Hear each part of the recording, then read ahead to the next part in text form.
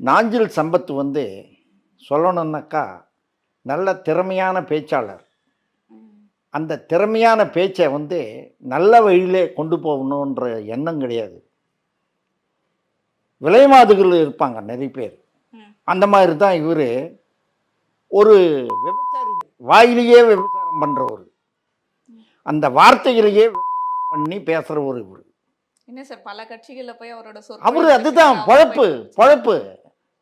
முதல்ல திமுகவில் இருந்தார். வைகோ கிட்ட வந்தார். வைகோ கிட்ட இருந்து அதிமுகவுக்கு வந்தார்.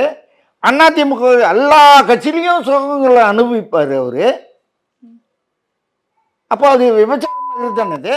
கருத்து வேறுபாடால வேற கட்சி என்ன கருத்து வேறுபாடு உனக்கு என்ன இருக்குது? நீ எந்த கட்சியில் போய் சேர்ந்தாலும் நீ உறுப்பினர் கிடையாது. நீ வியாபாரத்துக்காக போற. வியாபாரம் முடிஞ்சு போச்சுன்னா இன்னொரு இடத்துல கடை போடுறதுக்கு போயிருக்கிற.